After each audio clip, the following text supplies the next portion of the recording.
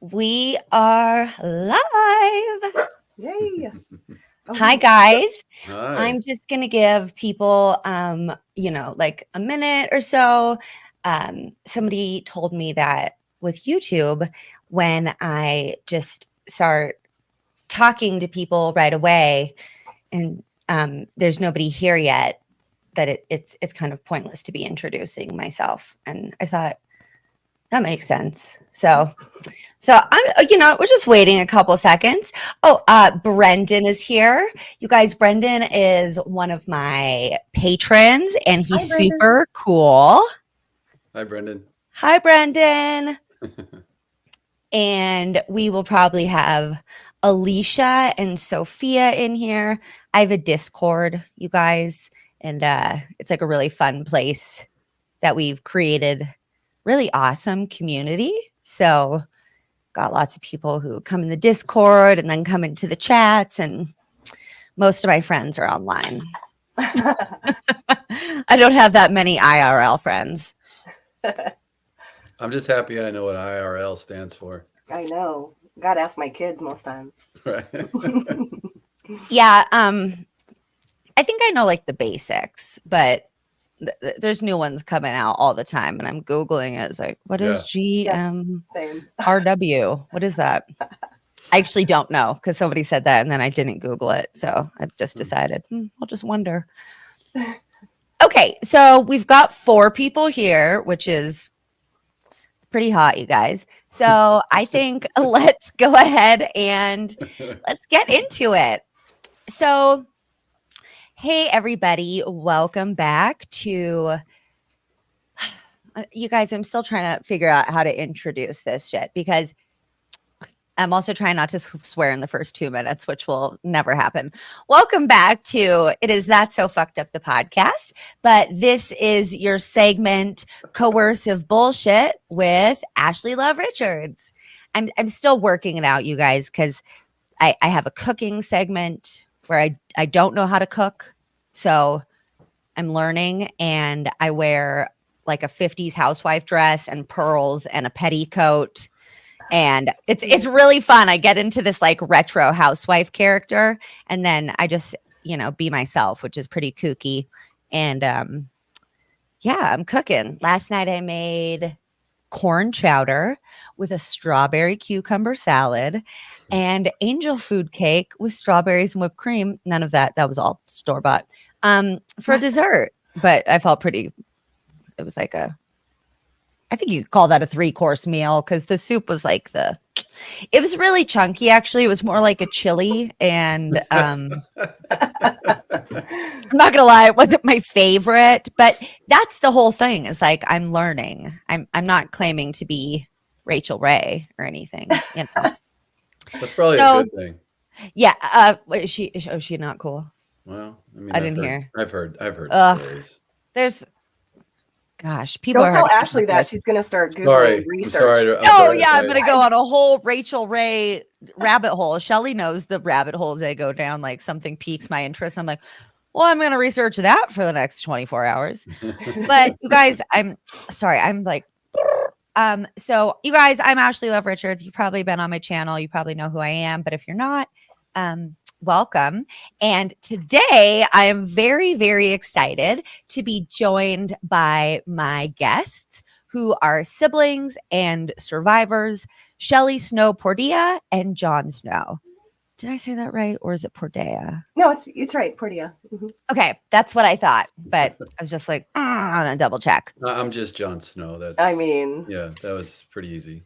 John, how mad are you about Game of Thrones? Not at all. No, not at all. I had a technical director in college and in Dallas, and he used to tease me all the time because he read the books, and he would call me because I worked in the scene shop building sets for all the plays as my work study through college, and he used to tease me all the time and call me the bastard.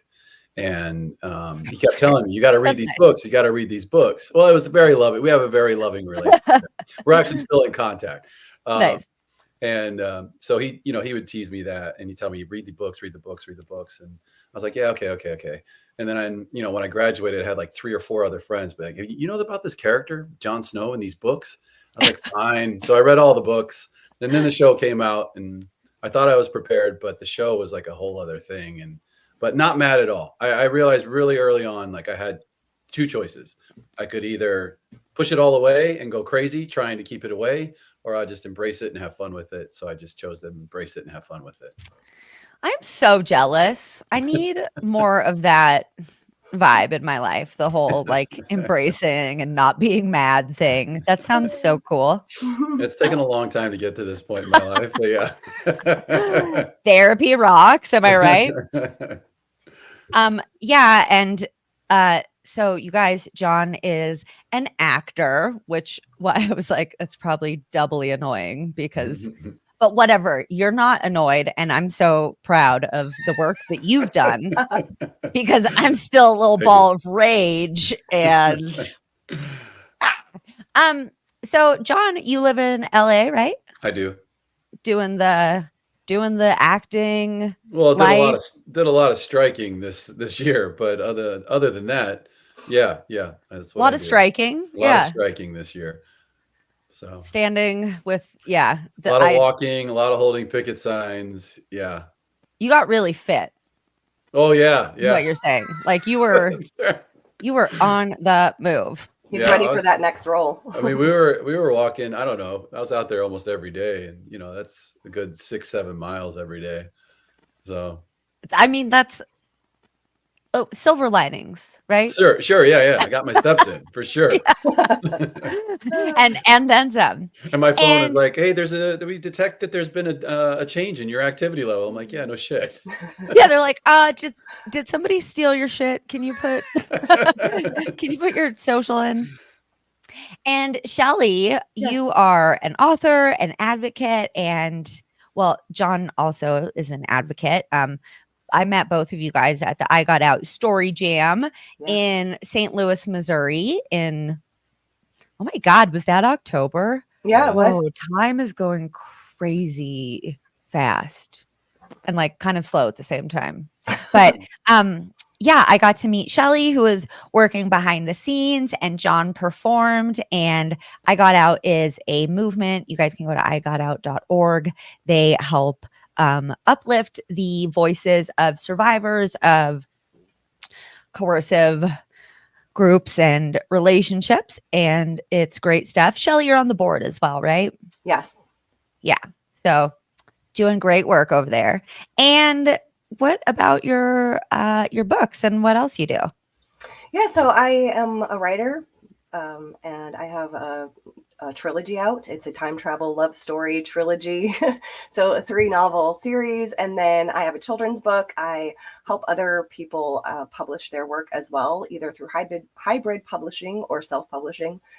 So that's kind of the bread and butter of the work that I do. And I have a new novel coming out next year that I'm excited about. So, and a new children's book next year as well. John and I work on a couple projects together, just writing and trying to get some more cult content out there. Yeah. Yeah. I love that you guys like come as a duo. That was so fun. I reached out to Shelly and she's like, can John come? And I'm like, of course. Yeah. You guys, I'm so sorry. This is very on brand for me. Let me go grab my phone charger, my computer charger really quick, because that's how I roll. Right back. Cool. Okay. Hi, Shell. Hi, how's it going? Yeah, great. Pretty good. Good. We'll just hold it down until Ashley gets back. Absolutely. Yeah. I like your earrings. Oh, thanks. Yeah, you're welcome. They dangle. Yeah. Oh, and she disappeared again. Yeah. But I do like that chair she's sitting in. It's like a gamer chair right there. It is. Yeah. Got a high back. I think I need one of those. Okay, I've totally died during stuff, so that like my computer did. That's all right. We really held it down for you, I think. We did. Such interesting, riveting content. Guys. Yeah. I figured I was leaving the viewers in good hands. Yeah. Also, this is I didn't even think about this, but Brendan said, just thinking of the Michael Bolton character in Office Space. Any relation to the Yeah. No.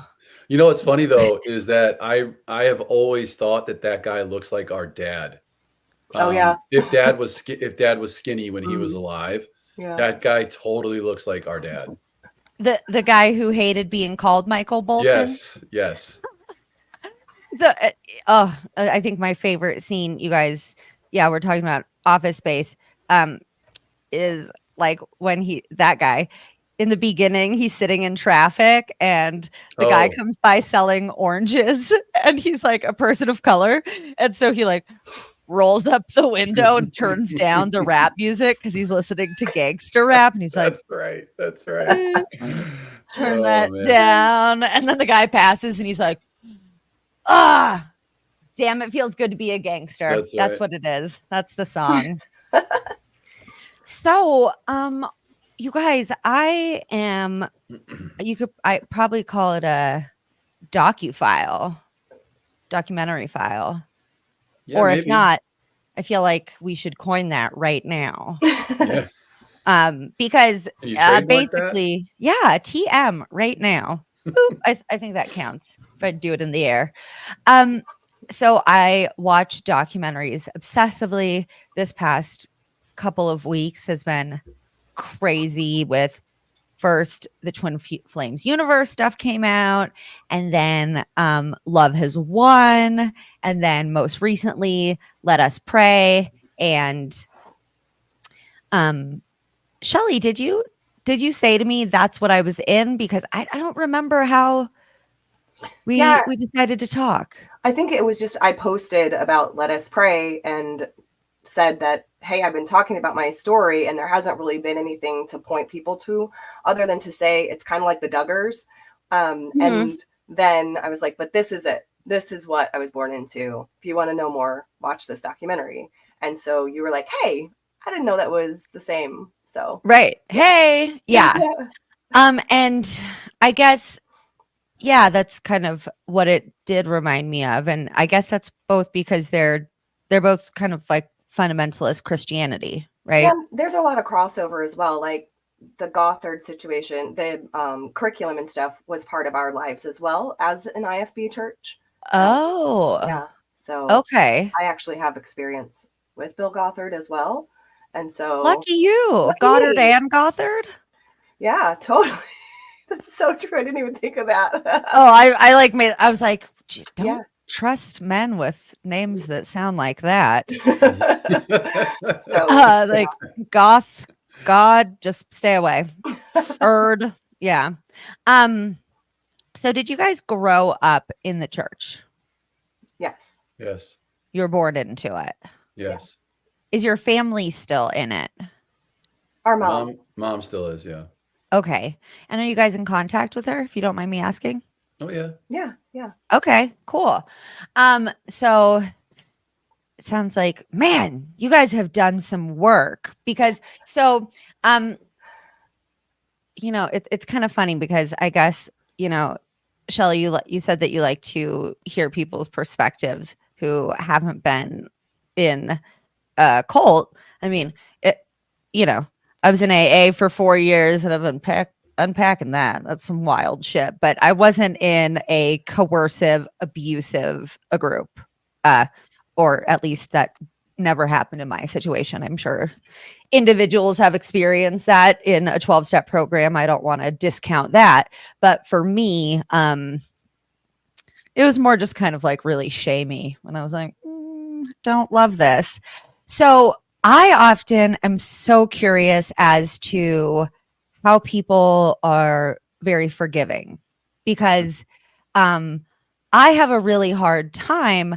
My mother is kind of like my primary abuser, and I actually I have, and I probably will again say sorry if you're listening. I know that probably sucks to hear and I don't know. I feel like I was like, am I apologizing to an abuser? Is that some fucked up shit? And I was like, I don't know. I just feel like as a human, I don't want to hurt other people.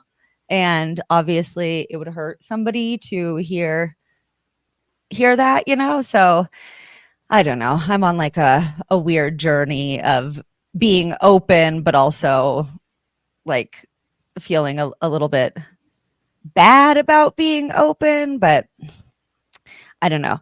But I'm definitely not at that forgiving place yet. So your mom is still what? Because I know, John, we'll get into that. I know that a lot of abuse was experienced within the church, right? Mm-hmm.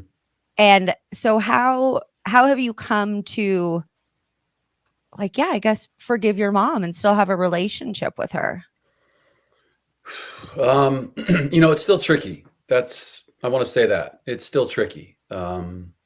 But I think that it just became a matter for me of how did I want to live my life? And the seed that was planted for me in that regard started right before I ran away, because I ran away from home between my junior and senior year of high school. Um, and so I think I was 16 when this happened. Um, my dad made a deal with me because I loved basketball. That's all I ever wanted to do. I thought for sure I was going to be a basketball player. And um, my dad knew that, and he used that as leverage because he knew that my mom and I fought a lot. I found out many years later that he did not really truly understand the extent of the abuse that my mom, perpetrated on me, because it was violent. And, but what he did was he said to me, I'm going to buy you a pair of Air Jordans. And this is, really at the height of Air Jordans. And dad certainly couldn't afford these shoes. Even back then, I think they were $110. And he could That's a not. lot now. Yeah. I mean, and he couldn't afford those shoes. And I knew that. But he made this deal with me and he said, I will buy you these shoes if you promise me that you will do your best to not fight with your mother. Because she would scream at me in front of him, but she never hit me in front of him. And again, that took many years for me to remember and figure out because, in my mind, it all just kind of blurred together. But so I said, yeah, no problem, because basketball was the only thing I cared about in my life. It was the only refuge I had really in my life because I could go to a basketball court. There was nobody telling me how to think, what to do, what to wear, any of that stuff. I could get lost in a game and just be. And so that was my refuge. And so I said, let's do it. And so he bought me these shoes. And the weirdest thing happened. And when I stopped engaging with my mom, when she would come at me, it pissed her off even more. And she came at me even harder. And it came to a head one night when he was there. The whole family was there that night. And she just kept coming. And I just was still and quiet and didn't argue, didn't talk back. And I was standing right outside my bedroom, and I finally couldn't take it anymore. And I had a lot of anger. I still have anger. And I just head-butted the wall outside of my room, and I put a hole in the wall. And I looked at my dad and I yelled at him and I said, do you see what I have to put up with? And I walked into my room and I shut the door, which was only one of two times that I can remember clearly in my life where I was allowed to have my door shut and nobody came to tell me, check in on me, see what I was doing, or like tell me, hey, keep the door open and cracked or whatever. And I was lying in the bottom bunk of the bunk bed in my room. And I just remember thinking, holy shit, I'm going to end up just like her. And I told my mom this recently, actually. I hated her, and definitely like full on hated her. I had no love for her at all when I was that age.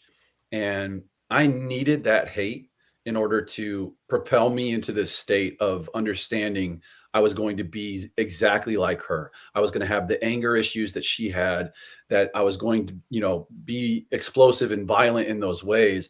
And I just remember hating her so much that I was like, no, fuck that. I will never be you. And it took a long time for me to get through all of that. But that was the seed that got planted when I was 16. And that's when I decided I got to figure this out. And it took a long, long time. But, eventually I realized later on, and as I kept trying to work through that for me, it was really just about a state of being and how I felt in my body and how I wanted to live and move in my life. And I didn't want to move through life that way. I didn't want to live that way. I didn't want to experience that rage and that hatred and all of those elevated feelings in that way. And so it just became a matter of what is my priority and how do I sort of figure that out. And the forgiveness for her is, and you know, this is something that I hear a lot when we talk about forgiveness, but the forgiveness isn't for her. The forgiveness is totally for me, because I had to just be like, you know what, fuck it. I don't care. I'm never going to get from her what I want. I'm never going to get the mother that I always wanted to have as a child. And so I just, you know, and plus time's gone, that's in the past now. So it just was, I didn't want to carry that burden either. In the same way that I didn't want to feel the rage in my body, I didn't want to carry the burden of, you know, whatever my mom brought with it. And so it's a tenuous and interesting relationship, but it's a friendly one. And we do get along and we do talk, and I hug her, I give her a kiss on the cheek when I see her, and, you know, all those things. And I do love her, you know, but it took a number of years to get there, but it really was for me to just say, I'm putting this down now and I'm not carrying that through my life anymore. I think it's important too to highlight. I'm not crying. You guys are crying. I think it's interesting though, and it's important to highlight what John is saying there about forgiveness. What is that definition for you? His, you know, definition of forgiveness might not be a, you know, monthly or weekly phone call to, you know, explain everything that's going on in my life, or inviting you to my kids, whatever. Forgiveness could simply look like, hey, I'm going to have this conversation and we're going to take steps to move forward. Or, you know, it is different for everyone. I think that my husband and I recently had a conversation that, you know, he's like, oh, I don't think I've forgiven so-and-so for hurting me or whatever. I'm like, but what does forgiveness then look like when someone actually really caused you harm? Is it you not releasing some feelings that should hold them accountable? Or are you trying to restore a relationship? So that, I think, is just different for everybody, because, you know, forgiveness, like John said, is for himself. And so whatever that looks like, you know, might not ever be kissing your mom on the cheek again. But it could be realizing, you know, the state that the person was in when you suffered the abuse and having peace with that. And that might be the extent of the forgiveness. So. Yeah. And I think too, you know, like I didn't really get any kind of meaningful apology from my mother, or recognition or validation about what she did, until 30 years later, you know? So that to me was the choice. It was, do I carry this around until I get that? Because if that's going to come, do I know if it's going to, I don't know that. So it becomes a matter of, I want to do this so that I don't feel this way, because that's exhausting to me. Yeah. Oh, yeah. No, I absolutely feel that. Man, John, you are a real inspiration to listen to. I think you made me tear up when you were on stage at Story Jam too. And I do have some more questions for you, John, but Shelly, what was, you know, your experience growing up, you know, within your family or within the church? I know that definitely Let Us Pray focuses a lot on girls being taught. Well, you can explain. Okay, sure. Yes. So obviously heavily steeped in patriarchy, and because just the nature of being a girl, you're expected to be seen a lot less, and so I would go under the radar a lot more than John in my rebellion. And so she was much better at it. She's very sneaky. I thought I was sneaky, but she was much better. I'm so good at it. There are probably still things my mom doesn't know. But anyway, yeah, so like not being so blatant about, you know, some of my feelings was, I avoided some of the abuse. Like, you know, my mom did hit me, but not like with John. With him, it was like, more of a regular occurrence, but also he was in her face a lot more, and I was like hiding. So, there's just the dynamic was much different. He endured a lot more of the physical abuse, and we were spanked and everything was scary. I don't even know how to explain it other than that, like you could get in trouble for absolutely anything. And so it was kind of just a survival skill to create two separate worlds. And that's why I think I got really good at hiding the things that were potentially not approved, because you wouldn't know from one day to the next what would be taken away or what would be preached about, or if that were going to be a bad, labeled as bad, you just assume that everything was labeled as bad. Yeah. And so you kind of create a world of your own. At least that was my coping mechanism. So, I mean, it serves me well. I write fiction. So I was going to say you're an author now. So, I mean, and John, do you think that contributed to your being an actor? Kind of same thing? I tell people all the time, and they think it's a joke, but it's really not. I think I'm a good actor because I had to lie about everything growing up. And so you want to talk about pressure. I have never felt pressure like standing in front of my parents and coming up with some bullshit story about where I was, what I was doing, and who I was with. There is no set I've ever walked on. There's no casting office I've ever been in that made me feel more pressure than standing in front of my mom and dad trying to figure out how I was going to work my lie around whatever piece they found out. Because they always found out something. And I was constantly having to improv and sort of be like, oh, well, no, this happened. And then I was with this person, whatever it was. So yeah, I credit my upbringing with making me a great liar, which turned out to help me in my acting career. And I think there's an interesting distinction too between the, male experience and the female experience, as we had this, strict gender roles in our culture. And John was always assumed to be like doing something evil or in pursuit of something that was not good, because he was prone to those actions. As a man, I was prone to this life. And we women were more prone to subtlety. And so that really showed in how we were treated, but like even how we responded, Yeah. Well, it's really interesting because I've heard it so much from the other side of, men in these high control religions can often become narcissistic because they're told from a young age that, they can do no wrong and they have the right to everything and stuff. But it's sounding like with that, you're above these lesser species called women. And 100%. But then you also get more responsibility on your shoulders. Sure. Interesting. Well, I mean, listen, if you look at it the way they have it set up, you have, and I joke with my wife Ariel all the time, and she'll give me shit about a lot of things, and that's just our relationship, and we love it. We love to poke fun at each other and be provocateurs, but she'll start in on me, and I'll look at her and I'll just go like this.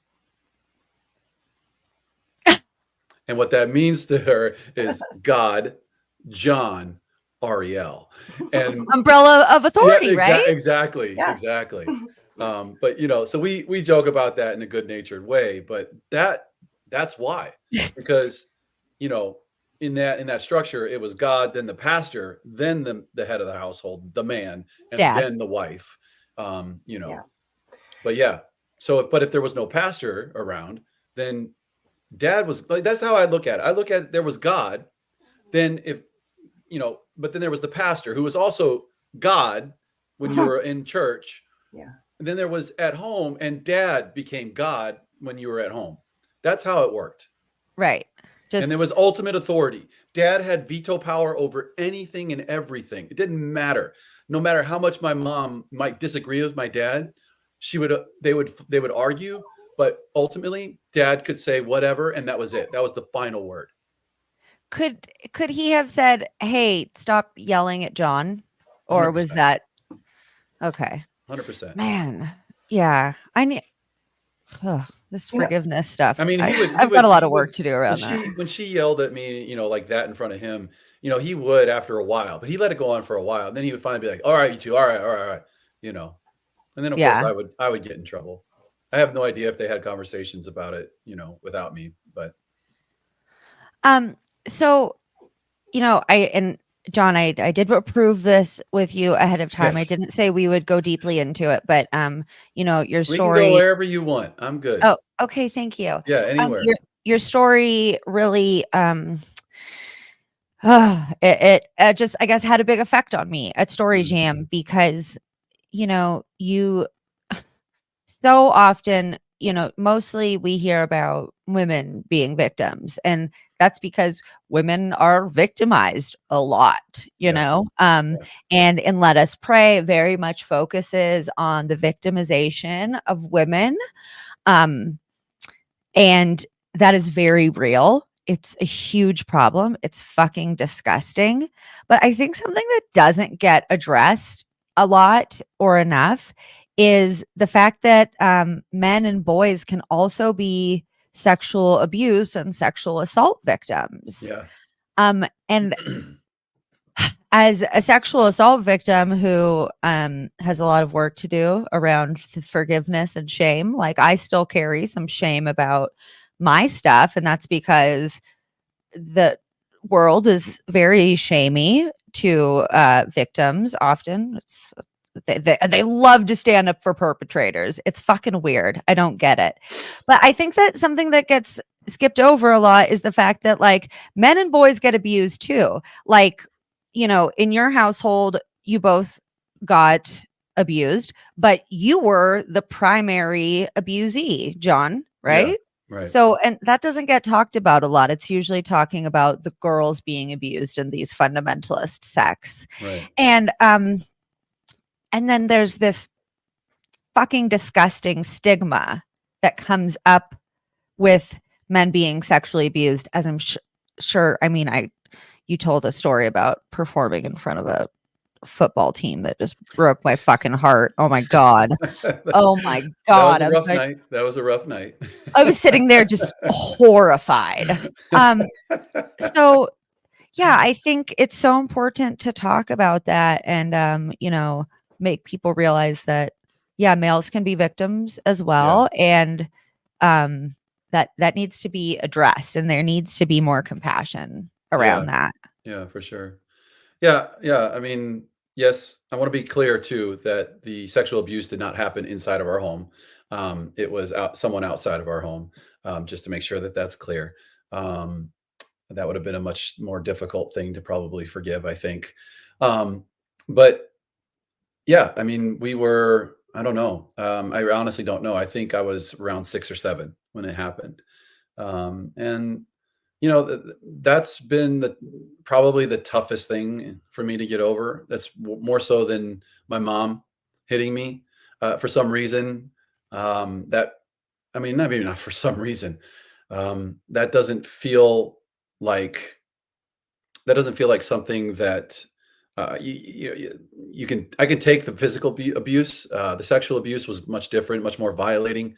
Um, but for a long time, there was a lot of it did a lot of damage. And look, you can look up the numbers. I think it's 1 in 6 girls and 1 in 8, or maybe 1 in 10 boys, and that's just what's reported. So those numbers are most likely higher. We didn't talk about anything that happened to us for a decade. I would have never spoken about it had Shelly not told our parents eventually about it, but that was a whole other story and reason she had to tell them. I'm not sure she would have spoken up either, and if she didn't have to, or felt so compelled. But and it's a very difficult thing. And even watching the women in Let Us Pray, and the number of years that it took them and to come forward in some cases, people don't understand if they haven't been victimized in that way. I don't think they understand how difficult it can be to come forward. there is a lot of shame. There's a lot of guilt. And when you grow up in the IFB cult, everything is a sin. And you're constantly on your tippy toes and wondering when the next time you're going to get in trouble is, because it's literally around the corner. I don't think I grew up not thinking about, am I going to get spanked today? And that was every day. And, when I first started therapy, my therapist said to me, he kept using the word anxiety. And initially I bristled and it was like, I don't have fucking anxiety. What the fuck are you talking about? Like it pissed me off that he used that word. And, as we kept working together, I finally realized, holy fuck. Yeah, dude. Like you were up here every single day waiting to get in trouble for something. And so when that's your life and that's your everyday experience, when something like this happens, it's really difficult, because I was constantly worried about when we were going to be found out and when we were going to get in trouble. Because the thing that he did when he abused us was he kept saying, don't you want to play a game that adults play? And was this a person in a position of power within the church? It was a babysitter, but he was himself a teenager, which I didn't know for the longest time. Because when you're a kid, everybody that's bigger than you and taller than you is put in an authority position like a babysitter. Everybody to you at 6, 7 years old is an adult. Like that's just how I thought. And again, especially growing up in that environment that we grew up in the IFB cult, anybody that was older than you was an adult, which meant that they had authority over you, which meant that they were by proxy. And again, this isn't something that I thought out as a 6-year-old, but that's God. That becomes God. And so you're like, okay, yeah, I have to do whatever you say, kind of thing. But when he said, do you want to play a game that adults play? Well, yeah, of course. Of course I do. Why wouldn't I? That sounds fun. And so there was a lot of guilt and a lot of shame around that. And I remember for some reason, and I don't know if you remember this, Shelly, but you'll correct me if I'm wrong, but I believe for whatever reason, he referred to it as grazing. And I don't know why. And I remember, like, I was a really smart kid. Our dad made me read, I don't know about Shelly, but dad made me read like Shakespeare and Chaucer and like all these complicated classic literature things that, so I was a bright kid and I had, a really great vocabulary as a child. And Shelly at the dinner table, not long after the incident, looked at our dad and said, "Dad, what's grazing?" And I almost shit my pants.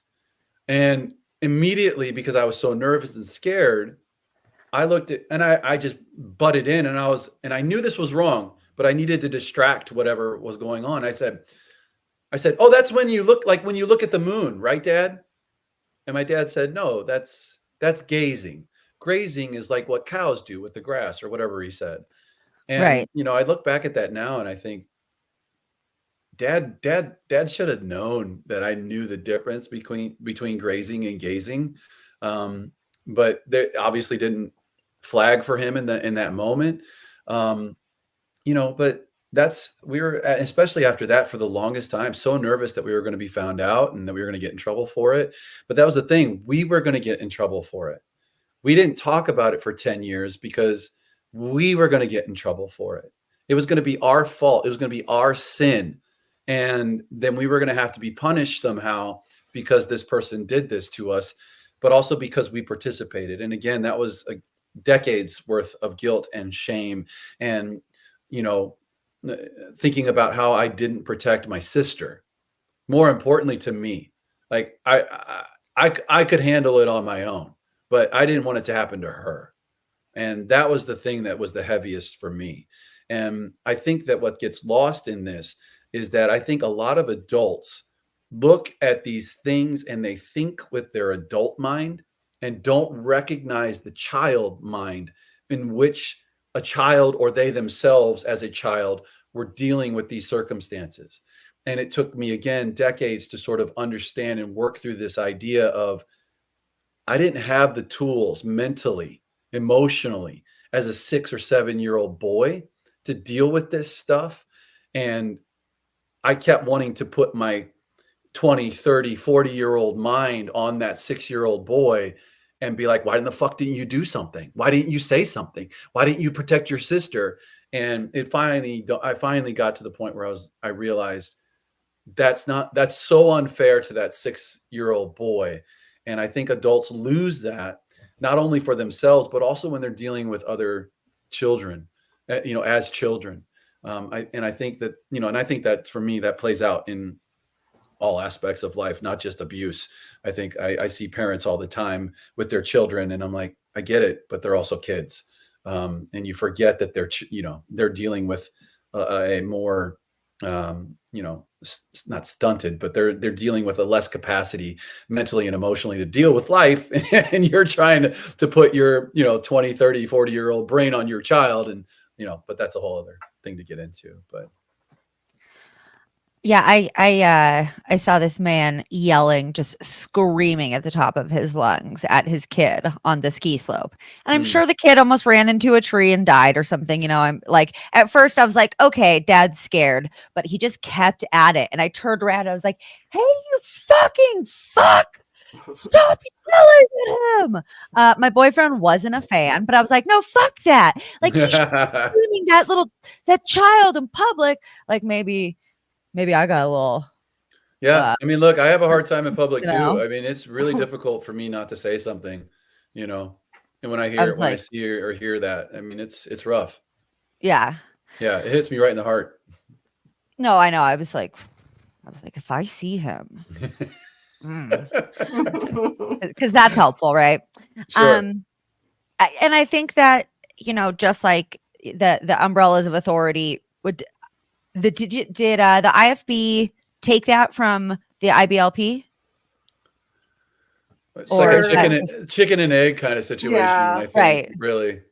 I think they're probably sprouts from the roots of the same tree, Yeah. Right. Yeah. But it's just so it's just so crazy that it becomes a situation where the adult is right no matter what. Right. And it just absolutely sets this great groundwork for abuse to go untalked about. And sorry guys, what's the name of the guy who started it? Jack Hyles. Yeah. So Jack Hyles kind of reminded, so he was a part of the God, there's so many freaking forms of baptism, you guys. It's so confusing. There's like the Southern Baptist Convention, and then more that I saw, like a bunch of them. Do you know how many sects of Christianity currently exist? No, tell me. 30,000. Stop it. Isn't that wild to think about? Bitch, 30,000 different. Sorry, I shouldn't call you bitch. 30,000 different factions came from this one guy. Like, how is that possible? No, and it's such splitting hairs, 100%. And that's why I'm like, when I'm trying to figure out the differences, I'm like, this is so cuckoo. Like, what is going on here? But so was he originally a part of one of the other churches? Yeah. He was trained in a Southern Baptist seminary, and then I believe that First Baptist of Hammond, when he went there, was an American Baptist church that eventually pulled out of all of the conventions. Okay, it's so funny because I said, I think they split up because of the Book of Ham or something. But it's it's Hammond something. I was like, they get mad and then they make new groups. The Book of Ham pissed them off. I was talking to these ex-evangelical girls. They're like, that doesn't sound familiar. No. It might be like a Mormon thing. Like, don't the Mormons have like the Book of Abraham, and maybe Ham is in there? Probably. Well, there's also the Apocrypha, but I'm not sure if there's a Book of Ham in the Apocrypha. Who knows? I'd have to look. Are you talking about the apocryphal texts? Yeah. I don't think I said it right, but you guys, I'm learning about the Bible on my Patreon. It's really fun. Well, no, there is a section called the Apocrypha, and it is, I'm sure, the apocryphal texts. Yes. But yeah, I have a Bible in the other room that has it in there. No way. Oh yeah. That's cool. Are you guys still religious at all? either Not of you? at all. No. Not me. Yeah, I was speaking for myself. And Shelly, you did experience abuse in the church as well, it sounds Yes. like. Yes. So like when John's fears were justified, because when I did come forward, it was because I was at a teen camp and I heard a sermon where men or a preacher was yelling words like whore and temptress and seductress. And I was just like, oh my God, I think that's what he's talking about. Like what happened to me must be this thing that they're talking about. And so I went to a leader and told her my story. And I was treated as if I was now tainted. I wasn't allowed to sit next to the girls on the bus ride home from our camp. And so, because they didn't want me to bring up anything inappropriate, talk about, what I had said. I was called into the pastor's office as soon as we got to the church parking lot. My parents were called in. From then on, I was treated like very, very differently. And that's really the abuse that sticks with me, much more deeply than the sexual abuse. So I think that's shared a lot, even in the documentary, right? Where you see these women who are treated a certain way. In particular, I went to school with Kathy. And so I remember her being there, and I remember Victor, the perpetrator of some of the other women. We all went to school together. He was a youth pastor, right? Right. And we were all in college together. Why are you putting some young guy with a bunch of teenagers, girls, and being like, here, you be their guide? Right. Because from what I understand, they left from Hyles-Anderson and went straight to that work, right? So he was a youth pastor right away. Yeah. And he used Jennifer, right? Or sorry. No, you just said somebody's name that you went to school with. Oh, Kathy. He used Kathy's abuse story, right? Saying, oh, Kathy's the black sheep because she's a liar. Because Kathy had been abused by Jack Hyles, right? No. By so many perpetrators. Right. I know. Hard to keep track of. So, right. So she was abused by Fox, something Fox was his name. Paul Fox, yes. Mm-hmm. And but during that time, it was the story that was being told was she had an affair. And we have to also talk about our culture as Americans, as, our media. Why are they not responsible just a little bit more for how they word things? Because even today, like maybe not today, but even when Jack Scott, which they didn't get into, but the guy who followed Jack Hyles, when he went to prison for taking a minor across state lines for sex, even some of those stories, when they were talked about on the media, were told about how he had an inappropriate relationship. That's not what we call it here. No, that would imply she consent. Was an underage child, and he molested her. Anyway, so that's the story that people were spreading about Kathy. That story actually never came around to me, even though, like I said, I think we're the same age. I might be a year older than her. But, we were in the same classes and stuff. I just knew that she was not in the same group, the popular group, with her sister and with Victor. And so women are treated that way when they're tainted. I was just lucky enough to find favor with, the leader's son-in-law. Yeah. That and so it's interesting to talk about how, that different abuses affected you guys more or less. Like for John, it was the sexual abuse that had more lasting implications. And for you, it was kind of the shaming that was put onto you after you were sexually abused. Yeah, that is the deepest wound that I carry, I believe, was the way that I was handled in the church.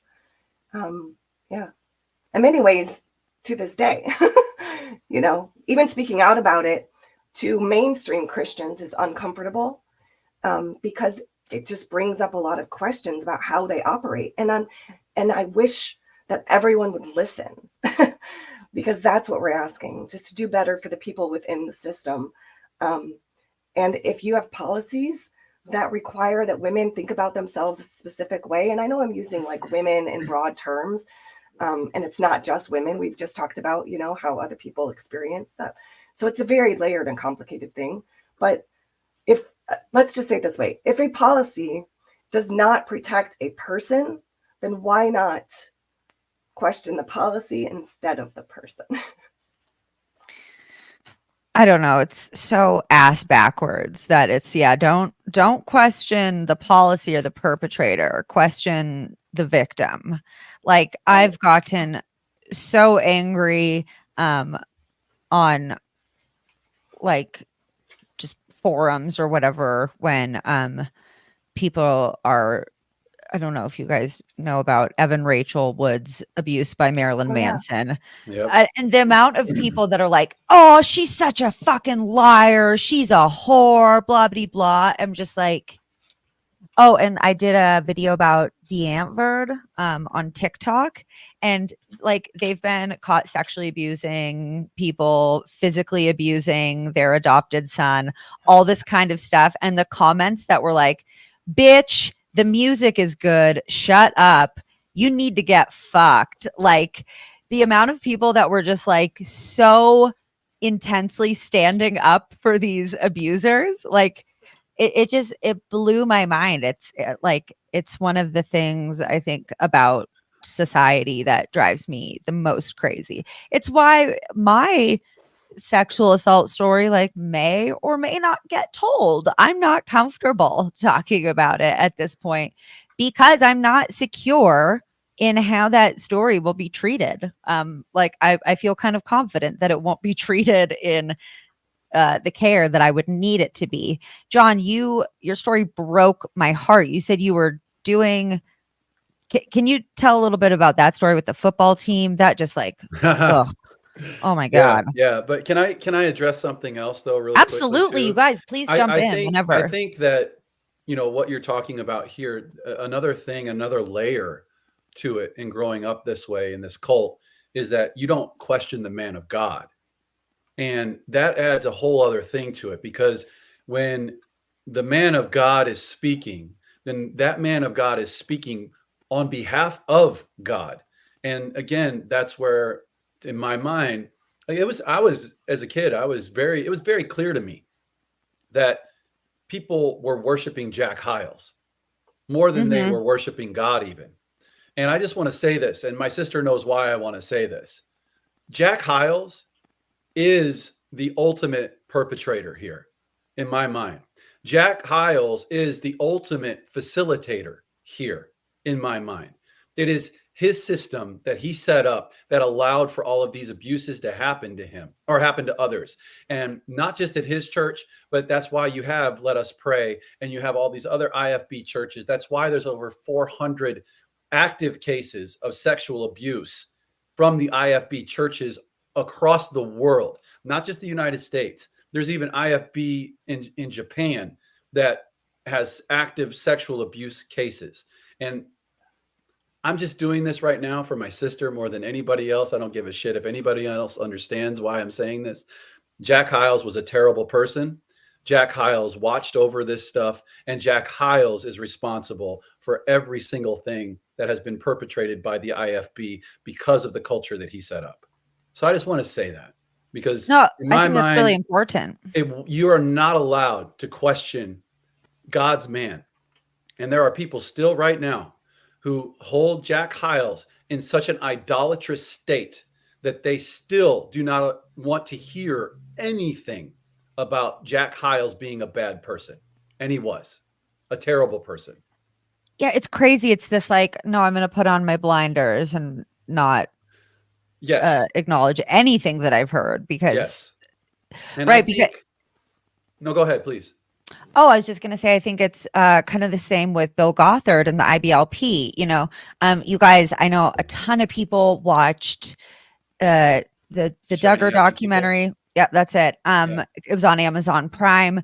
You guys really should watch Let Us Pray. The IFB, Independent Fundamentalist. Yep, IFB. They are just as bad. Just you guys, fundamentalist blank. Yes. No good. Yes. No good. And what scared me too is I think it was the church in Wildemar, California, that was called Faith Faith. Baptist Church. Yeah. Right. And I was like, that just looks like a regular ass, like little hometown church on the outside. It doesn't say IFB.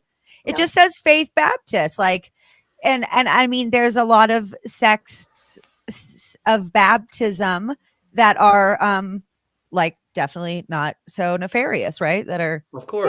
Yeah. Of like course. being cool. But So that's what's so insidious about this movement is that it looks from the outside like just your normal church in the middle of town on the corner. It doesn't seem like there's anything that, you know, could be going on that would suggest these kinds of activities or these kinds of abuses. do you think there's one in my town? Oh yeah. Probably. We're just like, yeah, of course. Yep. Yeah. Well, I think Eric even said it on the documentary that there are some. What did he say? It was over, like, it was millions, I believe, in the United States who claim to be IFB. Yeah. And then they're independent, but they kind of band together because they're like, oh, we all want to hurt that's the people. thing. That's the Are you cool genius with that? of the marketing. You're cool with that? We're independent. We Oh. just make our own decisions. Like, it's Right. They're so connected. They're so connected. It's a bunch of bullshit. And like even you guys said that you used Gothard's I guess the ATI program. That was the homeschool No, or we're the wisdom too old for booklets. that, really, because it came out while we were, I think, teenagers. But our pastor during our teen years started using it for his small children, and then our two youngest siblings were in elementary school, but I don't think they ever used it. Did they, John? I'm not sure what maybe for some stuff. I think they used the ACE stuff. Yeah. I asked David at one point. I think he said they used the ACE stuff, which again, not very fair. Yeah, completely the same thing. Yeah. Same thing. And it's like you go to math class and the classic math problem of one Peter, train Paul, and leaves the John. station at this time, and one train leaves the station at this time, and what time will they meet or whatever. It's like Paul leaves Tarsus at this time, and Peter left fucking I don't know whatever town, and one day, and so Jesus came into his heart on X minus square day. Exactly. And I did. There's like a couple things. I feel like I need to write them down. So I think what I was going to say is, so many people watch the Duggar documentary, and the Let Us Pray came out on Investigation Discovery, which I know isn't quite like as big of a platform, but it's also streaming on Max because all of the, I don't know, they all own each other now or something. That's true, they do. That's part of the reason we're on strike, because it's too much. What the fuck, man? We're on strike. I'm like TLC and Discovery and HBO, like they're all the same channel now. I'm so confused. But you guys can find it on Investigation Discovery, or I watched it on HBO. But it's all about the Independent Fundamentalist Baptist Church, which is just as bad, just as insidious as the IBLP. If anybody's like, Ashley, stop it with the acronyms, I'm not in the know. You guys are in the know, but IBLP, Basic Institute for Basic Living Principles, and IFB. Yeah, sorry. Okay. Whatever. Basic Life Principles. Yeah. Gobbledygook. And Independent Fundamentalist Baptist. Those are our big acronyms for the day. But it's just kind of like it's the same shit. And I hope that this documentary also gets a lot of attention and people can connect the dots, because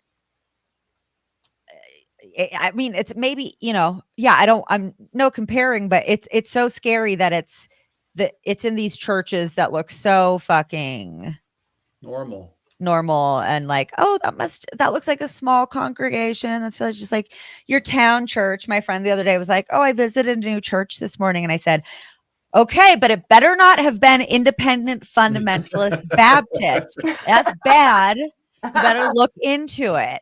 She was like, okay. I don't think she's Baptist anyways, but I'm like, I don't know, people switch it up. So yeah, I just want to say, let us pray. You guys, trigger warning. It's a lot of in-depth descriptions, very emotional, powerful descriptions of sexual abuse. So trigger warning. It's a lot to take in, but it's very good, and I think it's really important information to find out. And one thing that blew my mind was sorry, I can't write and talk at the same time. One thing that blew my mind was the TTI, the troubled teen industry connection. So, for anybody listening who knows about the troubled teen industry, or who doesn't know, it's what Paris Hilton got sent to. That's usually what jogs people's like, oh, okay. So it's these facilities. It can be wilderness camps or boarding schools or ranches, or I don't know, all kinds of fun names that they come up with. And that's where people send their quote unquote troubled teens. I mean, sometimes they send their fucking 5-year-olds to these places. And a lot of them are run by just like rich assholes who are like, hey, that looks like a good way to make money. And they kind of branched off from the Synanon model made by Chuck Dietrich. You guys, I have an episode on Synanon and on the podcast if you're interested. And I have an episode on here on the YouTube about the troubled teen industry. So if you want more information on both of those, I've got that. And so I found out though that the IFB is very heavily involved in the troubled teen industry. So they take all the TTI tactics and then they add in the religious abuse too, which just seems like a real hoot. Or the sexual abuse as well. Yeah. Like it's oh my God. And you I think I asked you guys if you had ever been to one of these facilities. And Shelly, do you want to expand on that? Yeah, I mean, I've of course been to them, but not, I mean, I was just visiting. We were never sent away. We do have people our age or a little bit older that we know who were sent away. There was kind of always this little threat of like, just be thankful we're not one of those families who can send you to the roll-off homes, is how they were known when we were young. Yep. And that's thanks to Lester Roloff, who was a mentor for Jack Hyles. And you can look him up. He's very steeped into that culture. He started a lot of homes for girls. And so, and there was a lot of abuse there. But then I've also been to, like, I met Amanda Householder, who's on the documentary when I, in 2020, because I live in Missouri. And so Missouri is actually a very lenient state where you don't even have to register a school if you're a religious institution. And so that's why Circle of Hope was able to go on the way that it did for so long.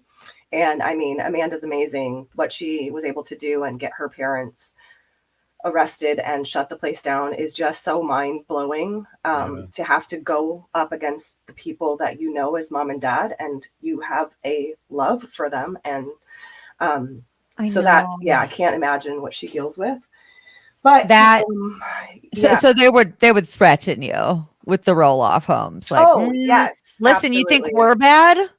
We'll send you to one of these places. And we knew who they were because they would come through, like they did tours to raise money. And so Lester Roloff would come through, and I think he died when I was like, I don't know, 7 or 8. Did he die in a plane crash or something? Yeah, they literally had his like the fuselage from his. He had his own plane. Yeah, he had his own plane. That's like the way down. Gwen Shamblin, she also died in her own plane. Yes, but this is how much Jack Hyles revered him. They took a fuselage from his plane that he went down in and memorialized it in the courtyard of the college and with a plaque. And I don't know if it's still there, but it was there when I attended. So Lester Roloff was Jack Hyles' mentor. One of them, yeah. Bob Jones was another. Okay. Right? Is that right? No, wait. What was it Bob Jones? Maybe. Senior? Maybe. I don't remember. I mean, I know he took from all those old-timey preachers like D.L. Moody and guys like that. Yeah, yeah. J. Frank Norris, another interesting J. Frank Norris for sure. Very interesting character. Very interesting character. These are big names in the IFB world.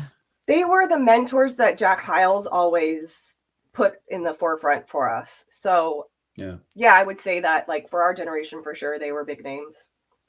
You know what's funny too is I just wanted to share this with you. Last night I finished watching the last episode of the Let Us Pray doc, and it was funny. I forgot about this, but I remember wishing that I would get sent away to one of those homes because I thought it would be an easier life than living at home with my mom.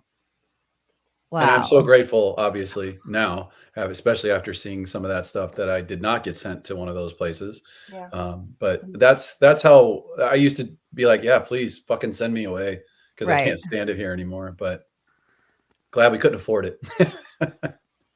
Were they? They were costly. Oh, well, I mean, yeah, that's why people want them, because okay, right. I forget that everybody does things for money.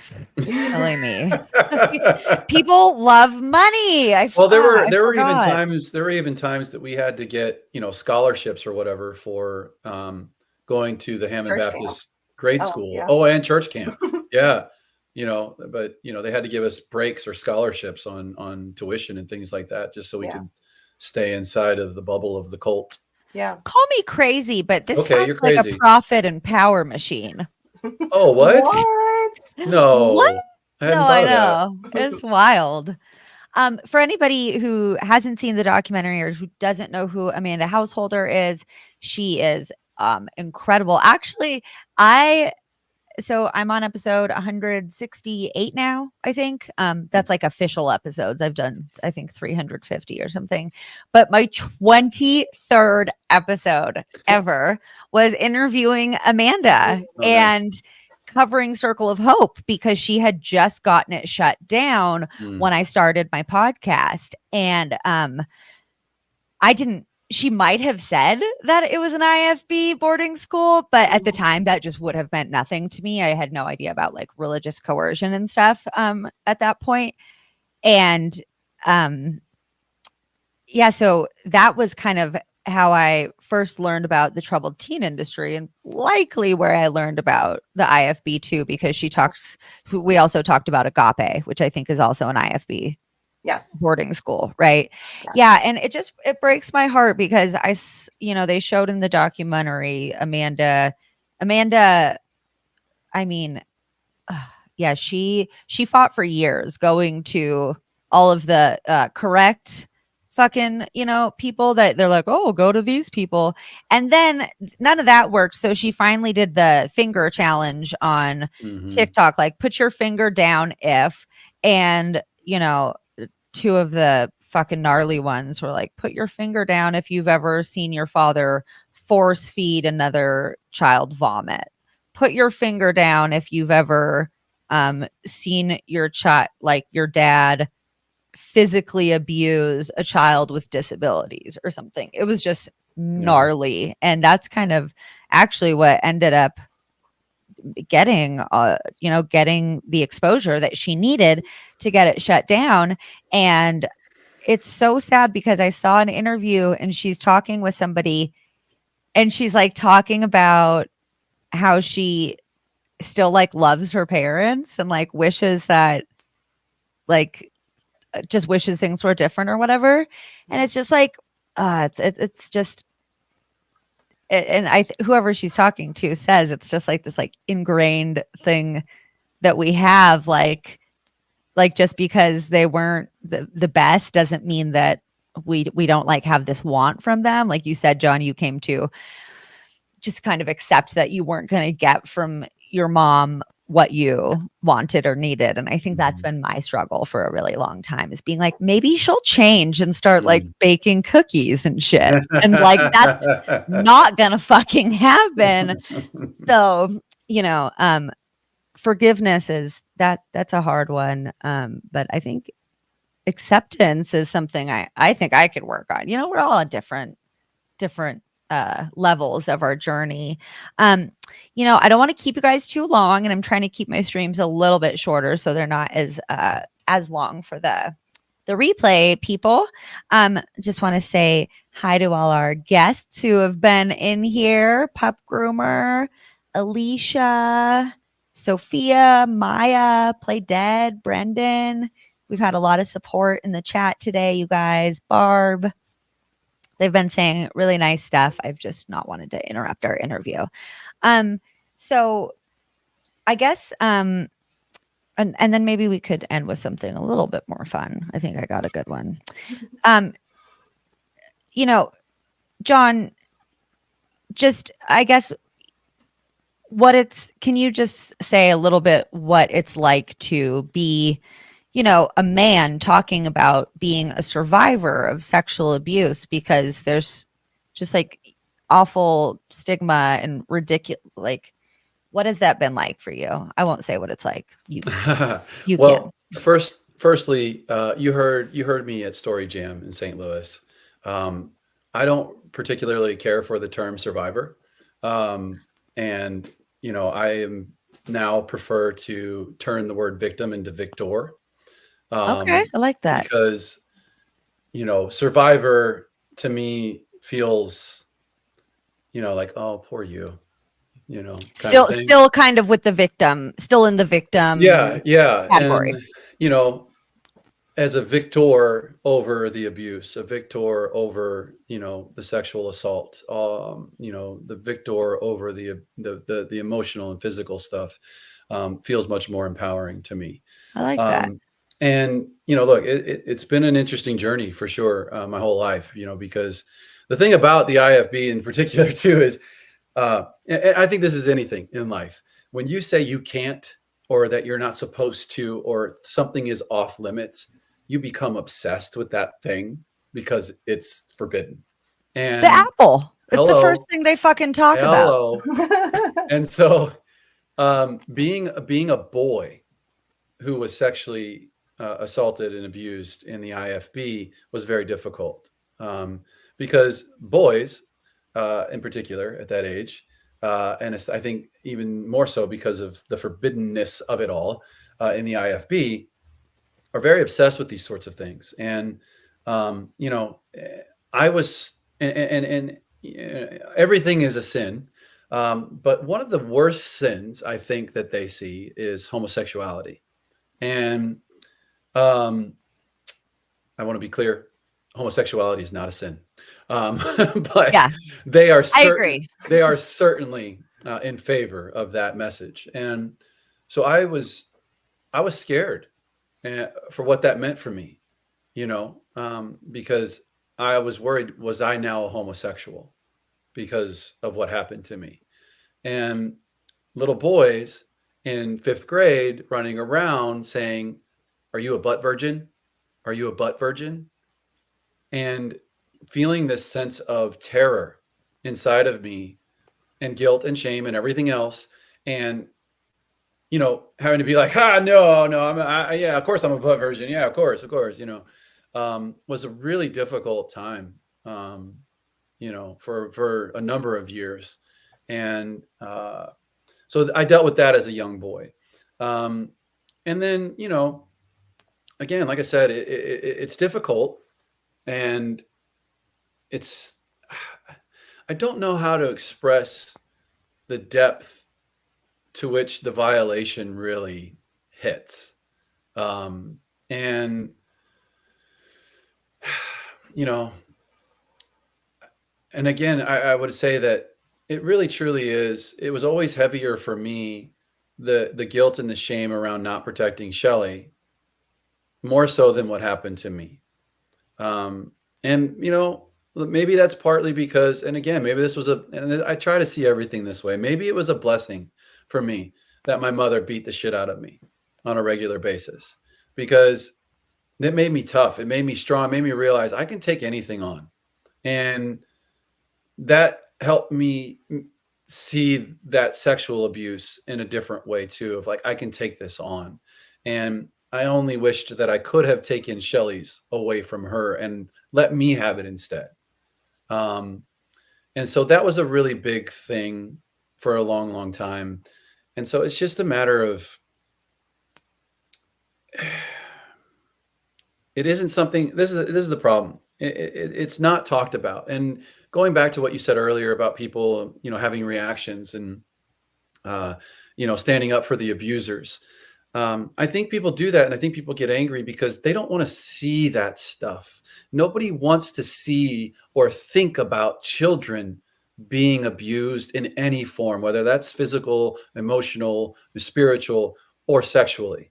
And because we don't want to see it, it does this to us, and we get pissed off about it. And that's a problem because it's such a stigma. We don't talk about it, and we don't talk about it enough with children to make sure that things are kosher wherever they are in their young lives. And again, I think society at large sees it as a problem for women more so than they see it as a problem for men.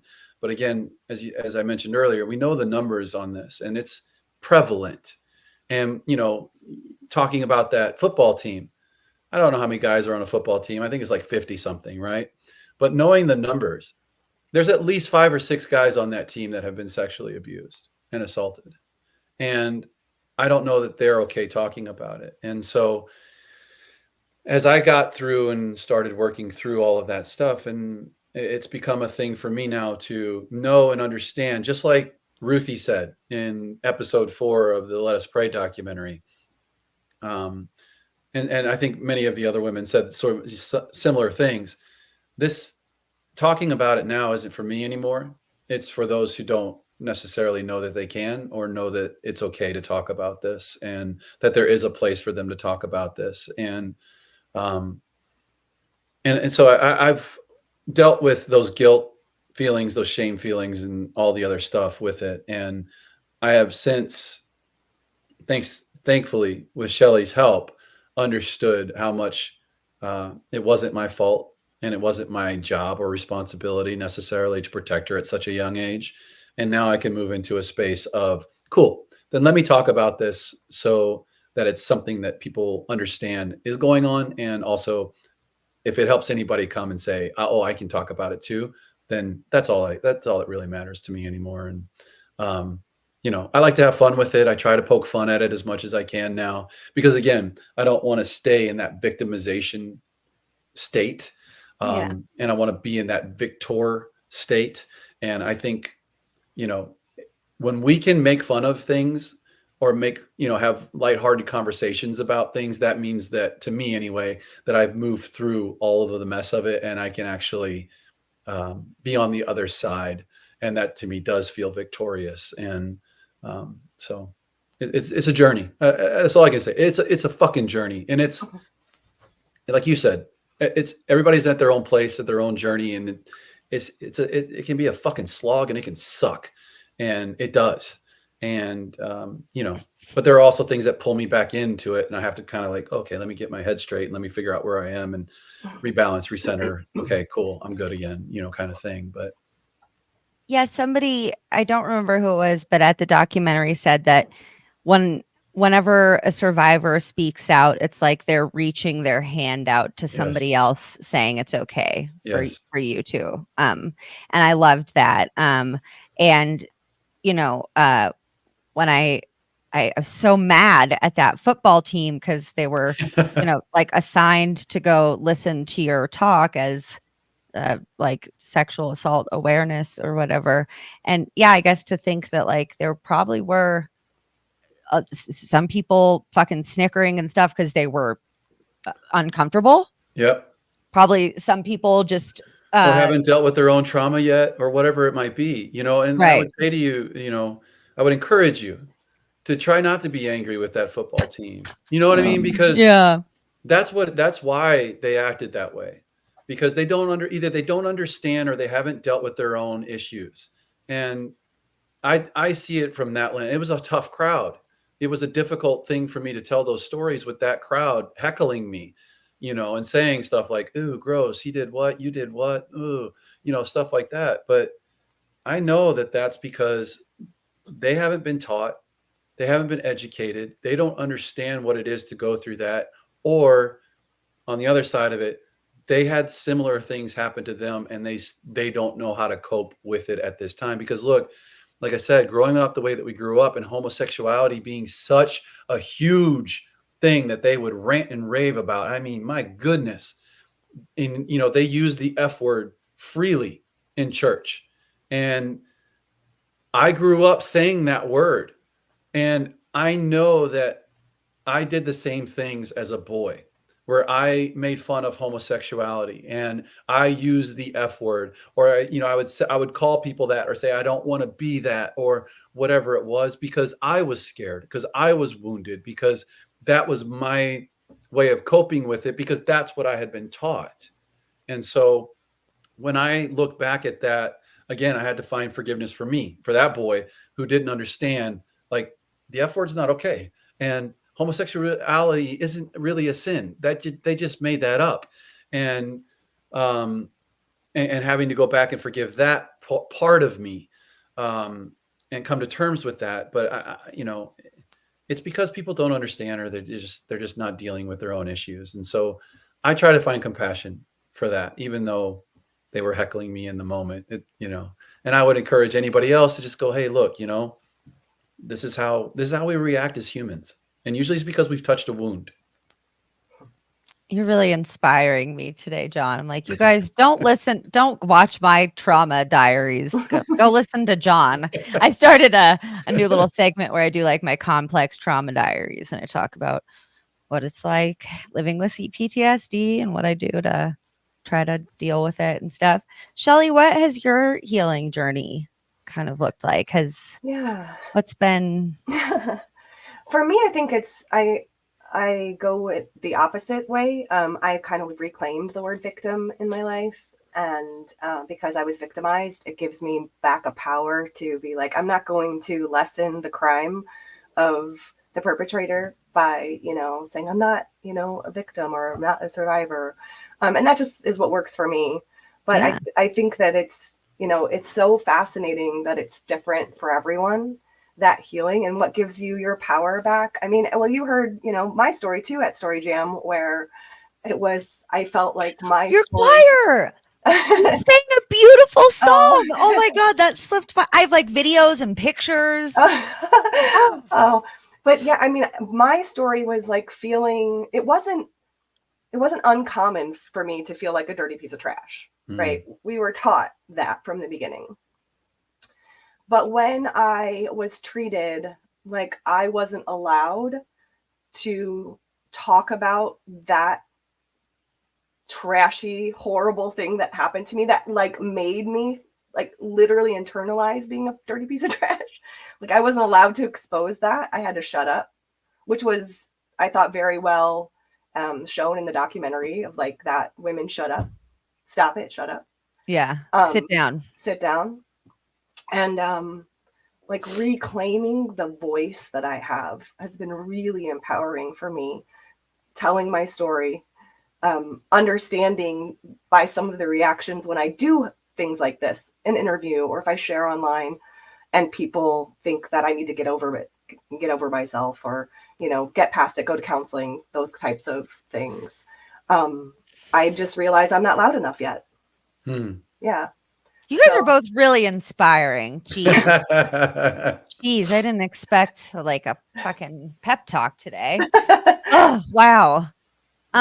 Well, you guys, I was going to say we could play a little round of cult bingo, but I think it's pretty safe to say this is a cult, and I have to tinkle real bad, not going to lie.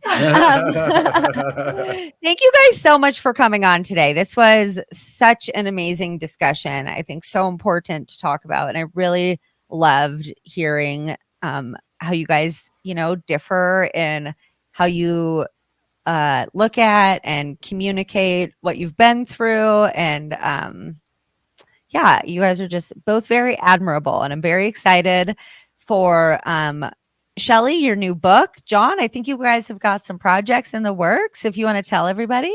Yeah, sure. Yeah, Shelly and I, because here I am in LA, pursuing acting, and I've embraced finally the other side of my artistic abilities in writing.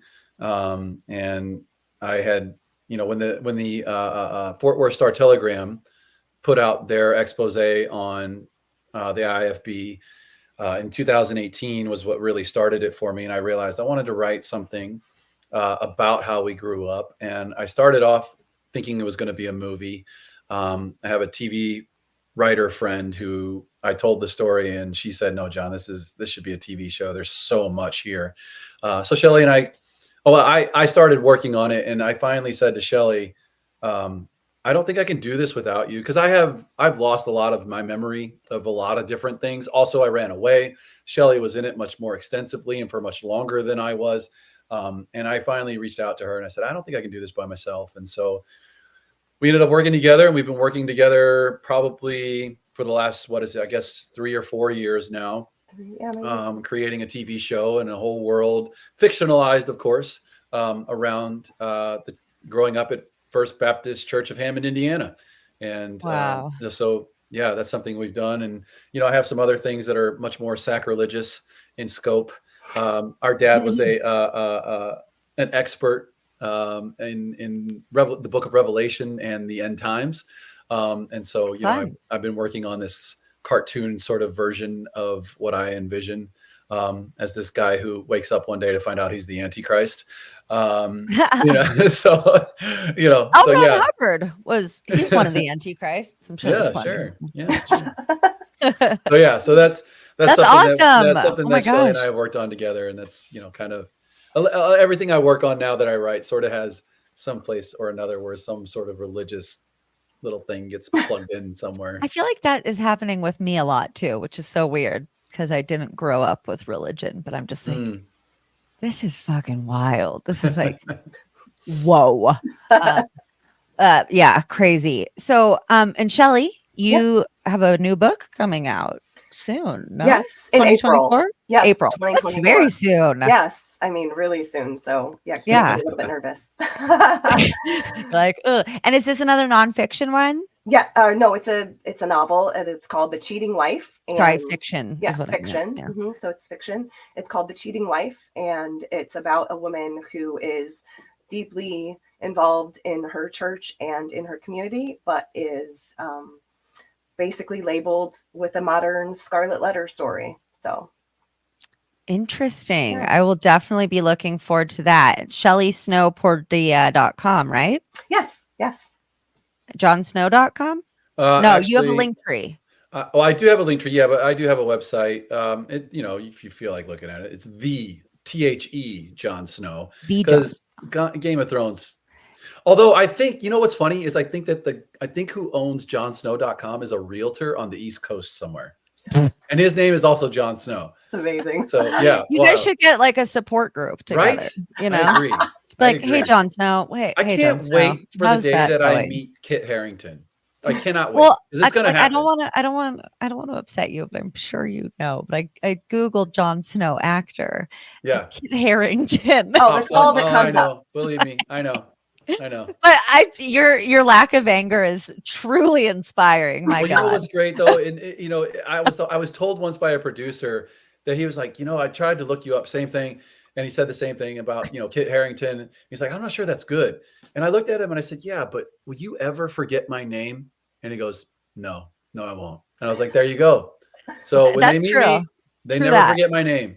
And it's unfair because there's so many people's names I forget. And they're like, Jon Snow. And I'm like, yeah, well, that's not fair. You can just call him John Silver Lining Snow, you guys. Because he's the positive in everything. Or John, don't eat yellow snow. I don't know. That's a fun one too. Oh, actually, it's snowing here in Colorado. Really? Oh, yeah, I'm probably going to take a walk after this because I don't leave my house that often. And Sophia, one of our people who is on here, is recently was like, "Hey, you're having a lot of panic attacks in the AM. Why don't you try to slow down? Like maybe have a slow coffee if you have to have a coffee while you're anxious." And I was like, "Well, I do." And she was like, "And maybe some fresh air." You muted. Yeah, so I was like, fresh air. Get out of here. That's innovative. So that's what I'm going to go do. What an idea. Yeah. I love it. I think that, and it's funny because I don't know, maybe you guys have realized this or maybe you or have not, but I think that creativity is, for me at least, has one of the been most amazing healing tools. I feel like when I'm not creating something, and creating can be anything. You can be creating a dance while you're copying it off TikTok. You can be creating a meal, a podcast, a script, a book, it can be whatever. But for me, like having creative outlets to just outlet, I suppose, has been, I think, really important in my healing journey. And I feel like my soul just like dies a little bit if I'm not actively creating. Do you guys think it's been good for you too? Yeah. It's funny because you guys are both creatives, right? Yeah. I mean, like I think it was also a mechanism of growing up the way we did. For me, it was like my imagination. I was always constantly escaping somewhere else because I didn't know. I couldn't go anywhere. I couldn't do anything. Yeah. So it was literally just all in here. And we had books. I mean, we were encouraged, Right. like John said, to read all the time. And so that escapism was natural. I mean, from the time we could read when we were like 4 or 5. So Right. it just always. And interestingly, you guys both became writers. Yeah. Wild. Yeah. All right, well, you guys, thank you so much for coming on today.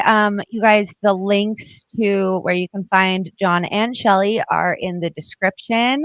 They're both on Instagram at _John_Snow